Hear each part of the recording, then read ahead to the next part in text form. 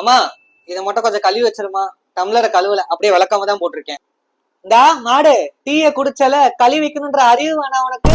கழுவு மாடு. இப்படியே நாளைக்கு கல்யாணத்துக்கு அப்புறம் போட்டேன்னு ஏன் பொண்டாட்டி தூக்கி போட்டு மிதிப்பா. ஆமா, அப்புறம் என்னதான் கேவலமா பாப்பா, என்னத்த புள்ளைய வளர்த்தீங்களோ. கழிவை மாடு. ஆமா, அதுக்கப்புறம் இதுக்காக நான் வேலைக்காரிய வைக்க முடியும்? ஆளும் முகரையும் பாரு. சரி சரி சரி, இவ்வளவு கத்தாது, இதுக்கே இவ்வளவு சவுண்டு. நானே விளக்கிக்கிறேம்மா தாயே, ஆளை விடு.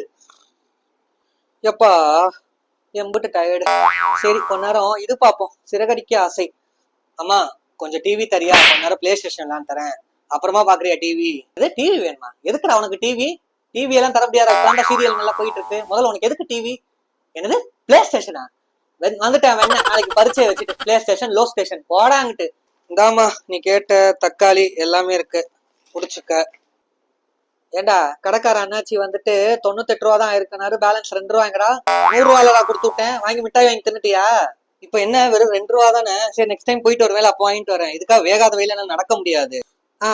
அப்படியே 2 ரூபாயா டெய்லி விட்டு வா சரியா? நீ உங்க அப்பாவும் எப்படி கோடி கோடியா வந்துட்டு அம்மா கையில வந்து கொட்டுறீங்க. போய் வாங்கிட்டு வாடா விதி எடுத்தவனே. 2 ரூபா இருந்தாதான் உனக்கு வீட்டுல சட்னி, அது வரைக்கும் பட்னியா கடை. போய் 2 ரூபா போய் நடந்து வாங்கிட்டு வா. அப்பதான் உனக்கெல்லாம் பணத்தோட அருமைனா என்னன்னு புரியும். எரும் மாடு.